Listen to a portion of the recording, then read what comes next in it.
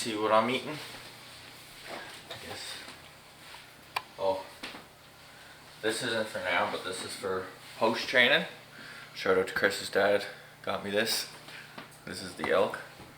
So I got elk.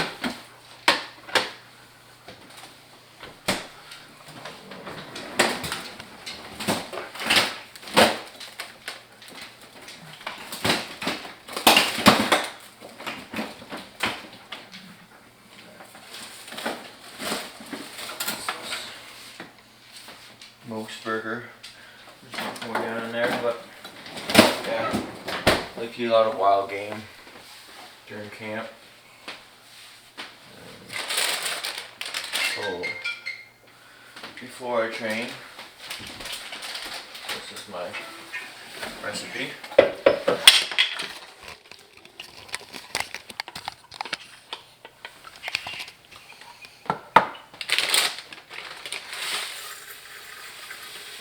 No measuring cups because I'm not counting calories. I'm trying to eat as much as I can because I'm burning pretty much everything off and still losing weight.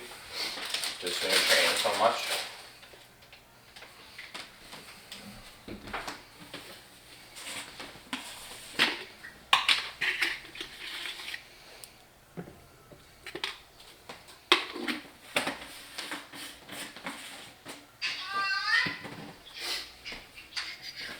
Interesting one.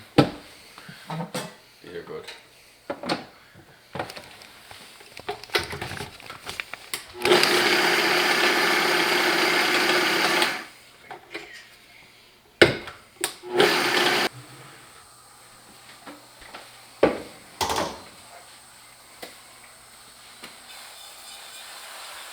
I should start my own cooking show. Maybe that's what I'll do when I'm done boxing.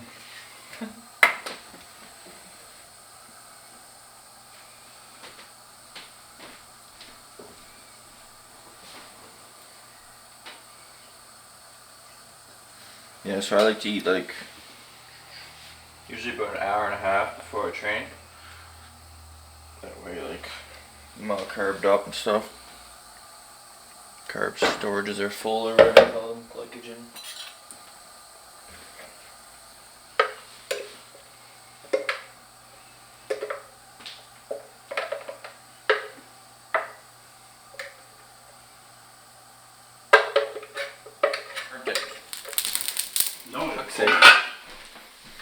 Nobody's perfect.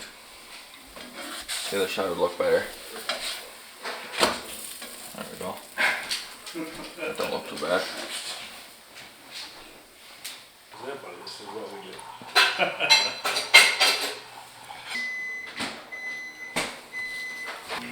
Just the meat and then coconut water and stuff. But yeah, I started eating all of this. This has been my new pre-workout. Don't know the brand. Can't read that, but yeah, this is, I take 2 scoops of that before we work out. Like, gives me all kinds of energy. I like this mug. Chris has the best mugs.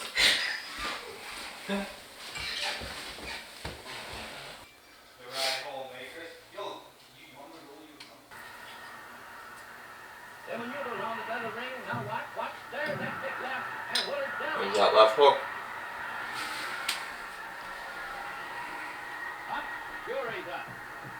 Yeah, so after I'm done watching Jack Dempsey, before I go to train, I like to study my opponent.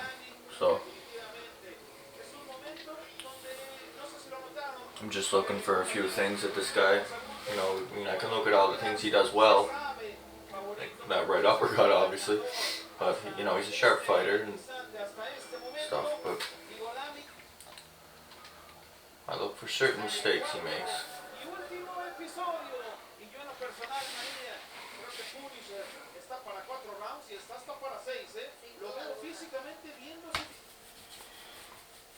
So I'm really looking forward to this fight with Solar and Rozicki. Ryan right now is on another level of training, mentally, physically. He's ready for war. He has something very rare in a fighter. So he's ready to go. I can tell. And come April 23rd, Solar better be ready, or else he's going to bed. So this is a Rocky Marciano highlight. I think I watched this pretty much before every fight, before every sparring session. He's just like, I mean, look, he's like probably the most ruthless fighter. I think, although Jack Dempsey's my favorite of all time, I think if Dempsey and Marciano were to fight, Marciano would be just too much. Just power punches after power punches, non-stop. Ezzard Charles, I believe it was either Ezzard Charles or Archie Moore said after the fight, he was talking to the press, and they said, well, what went wrong for you? He said, well, I knew after so many rounds of the guy just keep coming that I wasn't fighting a man, I was fighting a machine. That's what he said.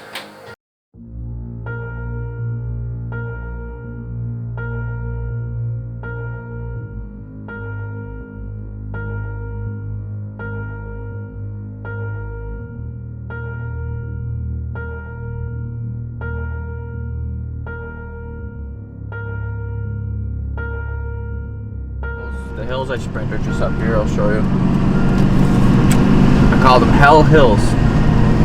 It's a place I found. I was up here doing my camp for when I fought the Russian Kutag Pilev, and I was staying with a family member up this road here, a bit, and anyways, up the road I found these hills, and it's just this dirt road off the main road. And now every time I'm back in camp in Ontario, I always come to these hills to do my sprints, because I'm telling you, it's brutal. It's just straight up, and it's a challenge, but you gotta run and then up the hill, run up the hill, run up the hill, and then when you get to the top, it's only about 3 kilometers, but it's like it's a 3 kilometer hell. That's what it is.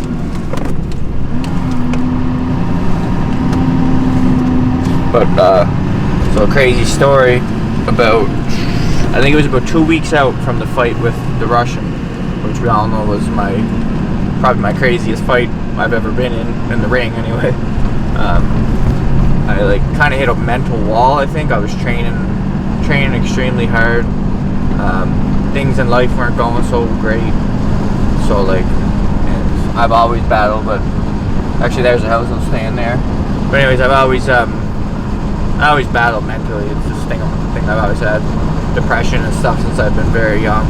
So anyways, it was hitting hard. But 2 weeks out from the fight, I started doubting myself a lot, and I started really questioning if I was going to win this fight, because I knew the guy I was fighting was from Dagestan, Russia. You know, he was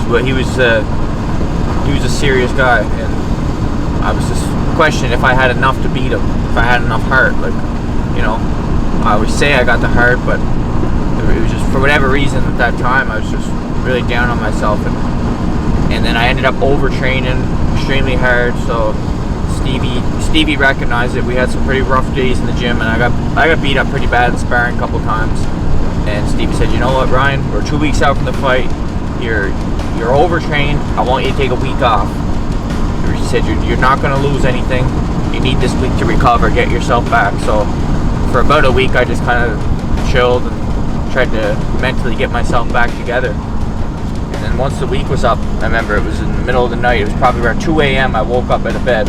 Haven't done anything in a week. And I just got up, put my running shoes on. It was like I was in autopilot mode, like a dream.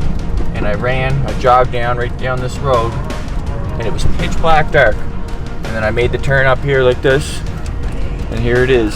So, made the turn here. There's no streetlights on this road whatsoever. And I remember just jogging up, and that night, like I said, it was about 2 a.m. It was pouring rain out, and there was lightning, thunder and lightning out. And the only time I could see the road was every time there was lightning, I could see where I was at in the road. And I remember something in my head clicked when it was like, you gotta stop being a little fucking bitch right now, Ryan.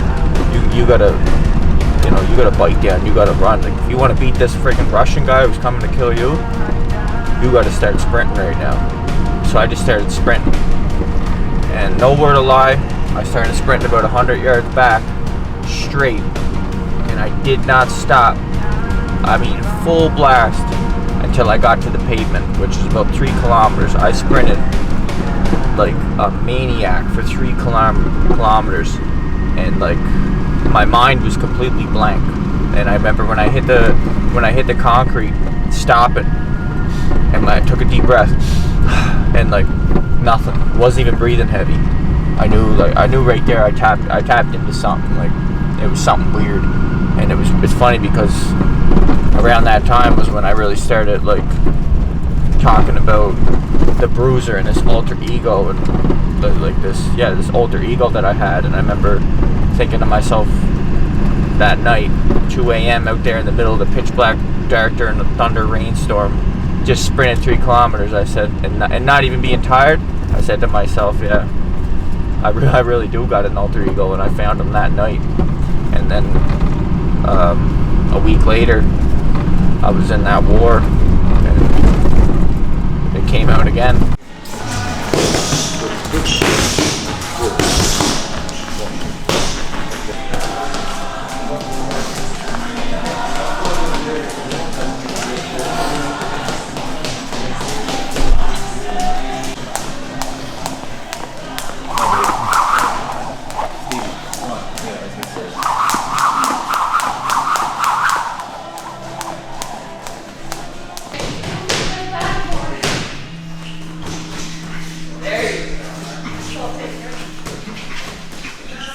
3 weeks left of full training.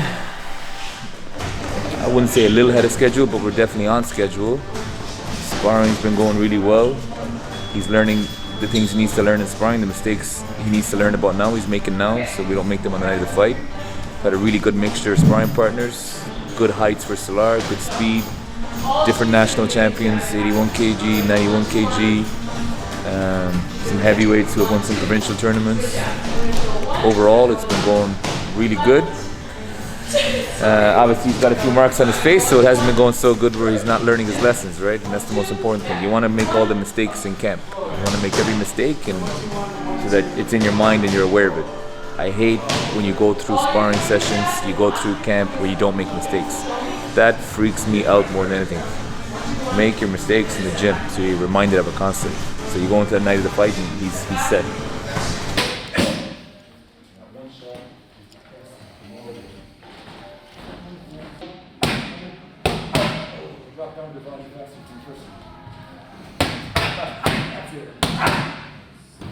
Contemplating going to the physio for the first time ever. It's all worth it though, right? Oh, 100%. I'm talking emotions. He's not even trying hard either. That's the sad part. I know. Is that like Scary part. what percent are you at right now? Right now, after yesterday, sprints this morning. So I sparred 9 rounds yesterday. I ran that night, sprints this morning. So 30% right now. I was, pretty happy. But by tomorrow I'll be 90. My body's recovering quick, so like, I train hard and I recover.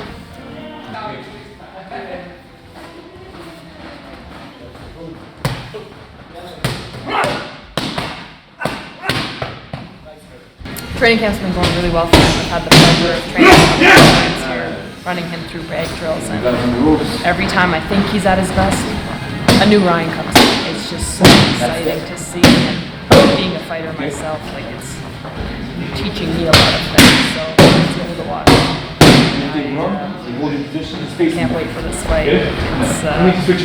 He's gonna just show a new fighter. A new guy's gonna come out of him. So that's what he does every fight. So I've seen him now 3-4 fights, and he's a new guy every time. So his opponent's not gonna know what's coming. That's the most exciting part about all this.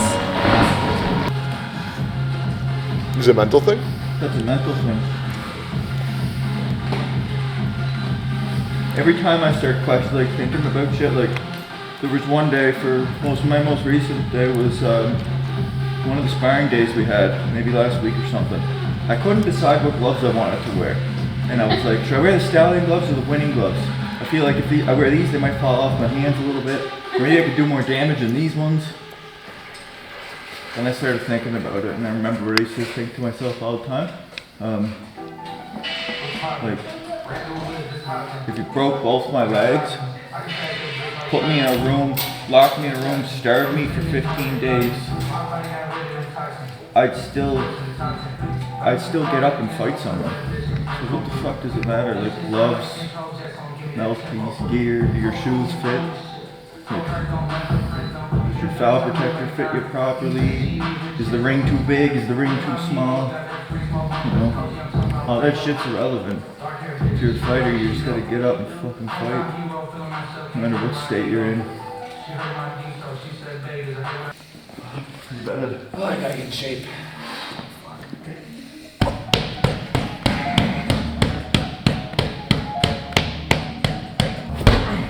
I got you. If you can.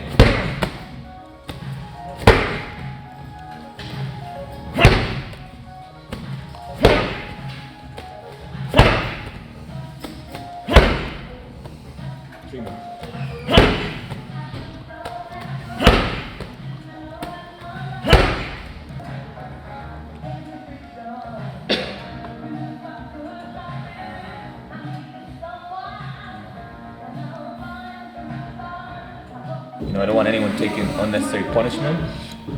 He came to me a ferocious maniac. I want to keep him a ferocious maniac. Just instill some simple but effective defensive tactics as he comes forward, and being a bit more disciplined about certain things he does. Right? I don't want to change who he is or how he wants to fight. He wants to come forward. He wants to hunt. He wants to kill, just like he does at home in the wintertime. He hunts his deer. It's the same approach in the ring. Sometimes you wait 18 hours. I think 18 hours is the longest you ever waited for a shot? Me? Yeah? It was pretty long. I think he waited 18 hours for one shot. And once he understood you can be in boxing like that. Another one done. How many days to the fight? I think I'm about 20 days out now. Definitely ahead of schedule. Like, this is the best shape I've ever been in. So, I mean, still got about 20 more days left to train. I say this is really be the sharpest. This is gonna be the sharpest I've ever been. Definitely. I'm hitting harder. Definitely hitting harder than I've ever hit before. Bad news for Solar.